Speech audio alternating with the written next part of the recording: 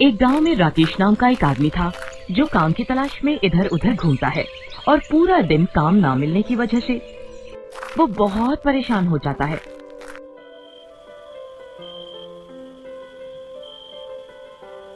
और रात को जब वो थककर अपने घर जाता है, घर में घुसते ही उसकी बीवी उससे पैसे मांगती है। अजी सुनिए, मुझे कुछ पैसे दे दीजिए, मुझे सोनिया को कल मेले में लेकर जाना है। क्या पैसे? मेरे पास तो खाने के लिए भी पैसे नहीं हैं। क्या आपके पास पैसे नहीं है? पैसे नहीं है कहने से घर का खर्चा थोड़ी ना चल जाएगा। मुझे नहीं पता, आप जाओ और कहीं से भी पैसे लेकर आओ। पुष्पा तुम ही बताओ, मैं कहाँ से पैसे लेकर आऊँ? जिनसे पैसे लेने थे उन लोगों ने पैसे देने से मना कर दिया। काश मैंने तुमसे शादी करने से मना कर दिया होता तो आज मैं सुख से रहती। जब से मैंने तुमसे शादी की है तब से एक भी दिन सुख से नहीं रही हूँ। कभी सोचा है तुमने, कभी मेरे लिए या हमारी बेटी के लिए क्या किया है? आखिर सोनिया तुमसे इतना प्यार करती है लेकिन कभी तुमने उसके प्रति पापा होने का कोई फर्ज निभाया ही नहीं है। ऐसा कहकर रोते हुए पुष्पा वहाँ से चली जाती है और राकेश देर रात तक मन ही मन पुष्पा के कहे शब्दों को सोचता है और सोचता है कि मैंने कभी अपनी पत्नी और अपनी बेटी को कोई सुख नहीं दिया है।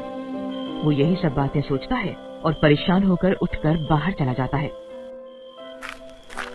और थोड़ी दूर चलते चलते वो जंगल में चला जाता है। वहाँ जैसे ही वो पहुँचता है तो उसे वहाँ एक तालाब दिखाई देता है जिसके पास एक लकड़ी की तख्ती दिखाई देती है जिस पर लिखा होता है सावधान और नीचे लिखा होता है इस तालाब में जो भी कूदता है वो कंकाल बनकर ही बाहर आता है। ये पढ़कर राकेश मन ही मन में सोचने लगता है कि मैं भी इस तालाब में कूद जाता। इस रोज रोज की चिकचिक भरी जिंदगी से तो कंकाल बनकर ही रहना बेहतर है। फिर ऐसा कहकर राकेश तालाब में कूद जाता है और जैसे ही वो तालाब में कूदता है तभी तालाब में बवंडर आता है और राकेश को उठाकर बाहर फेंक देता है। अरे मुझे ये क्या हुआ? मुझे ऐसा महसूस हो रहा है कि मैं पहले से और भी ज्यादा ताकतवर और फुर्तीला हो गया हूँ। तभी तालाब में से आवाज आती है। नहीं, ये सच है। ये आवाज सुनकर राकेश बहुत ज्यादा डर जाता है और डरते हुए इधर उधर देखते हुए बोलता है कौन है? कौन है? यहाँ जो भी है सामने आओ। तभी तालाब में से पानी निकलकर बोलता है मैं तालाब बोल रहा हूँ, एक जादुई तालाब। तालाब को ऐसे बोलते देख राकेश और भी ज्यादा डर जाता है। अरे अरे तालाब कैसे बोल सकता है? मैं तालाब ही हूँ और जो भी मेरा इस्तेमाल जो सोचकर करता है उसका उल्टा ही होता है। जो भी मुझ में स्वस्थ होने के लिए कूदे उसका उल्टा हुआ, वो मरकर कंकाल बनकर निकले। अरे फिर तो आप मेरे बहुत काम आ सकते हैं।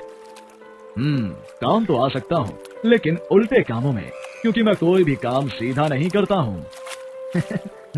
अब समझ गया मैं तालाब जी।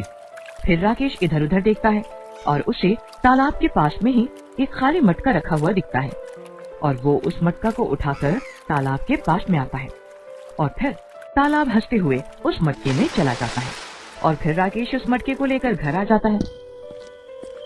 घर पर उसकी बीवी पुष्पा रसोई में खाना बना रही होती है। पुष्पा, पुष्पा! अरे क्या हो गया? क्यों घर को सर पर उठा रखा है? पुष्पा, हमारे पास कुछ रुपए हैं क्या? क्या पागलों जैसी बातें कर रहे हो? मेरे पास भला रुपये कहाँ से आएंगे? और अगर मेरे पास रुपये होते तो क्या मैं रात को लड़ाई करती? अरे 1-2 रुपए तो वैसे भी घर की औरतों के पास 2-5 रुपए तो निकल ही जाते हैं। हाँ रुकिए, देखती हूँ। फिर पुष्पा रसोई में जाती है और चीनी के डब्बे में से 10 रुपए निकाल कर लाती है।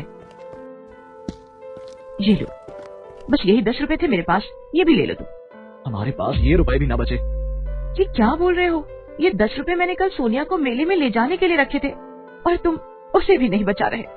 जैसे ही वो मटके में पैसा डालता है वैसे ही मटके में से 7-8 गुना और पैसे निकलकर राकेश की जेब में आ जाते हैं। हे भगवान, ये क्या जादू है? बीवी जी, देखा इस मटके में रखे तालाब के जादुई पानी का कमाल। और हाँ, इसे सिर्फ उल्टे काम करने की आदत है, इसलिए मेरे रुपए खत्म करने की बात की तो इसने मेरी जेब रुपयों से भर दी है। भगवान का शुक्र है कि ये सही हाथों में आया है। इससे तो हमारी ही चीज को खत्म कर कर भर सकते हैं।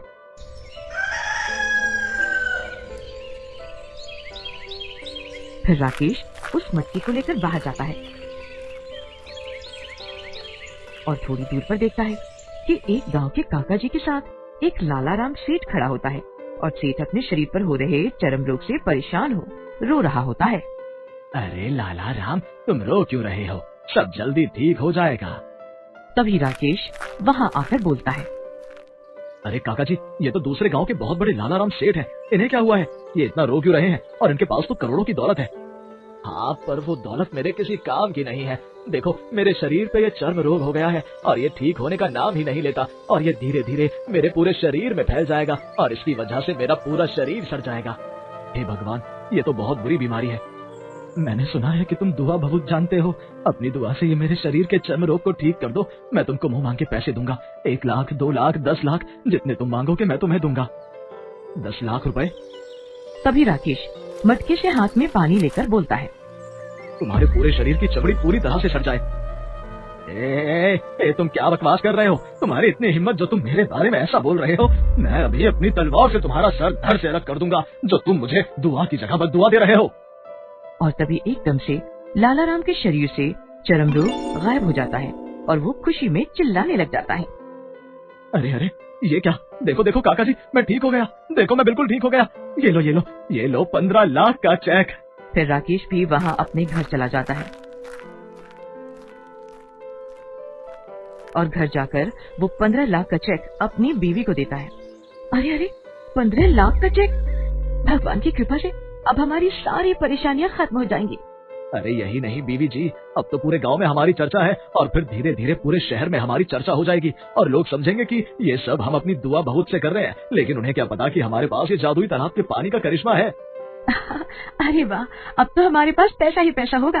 भगवान का शुक्र है कि ये तालाब का पानी आपको मिला, जिससे हम सब बहुत अमीर हो जाएंगे और हम चाहते हैं कि ये पानी इस मटके से कभी भी खत्म न हो।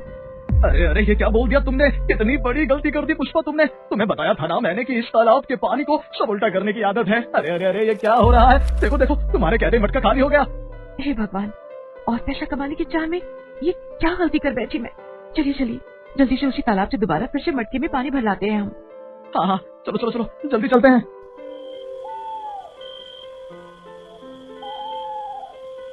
और वो दोनों वहीं जंगल में जाते हैं।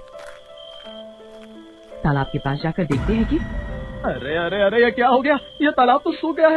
इसका तो पूरा का पूरा पानी भी सूख गया है। हे भगवान, ये क्या कर दिया मैंने।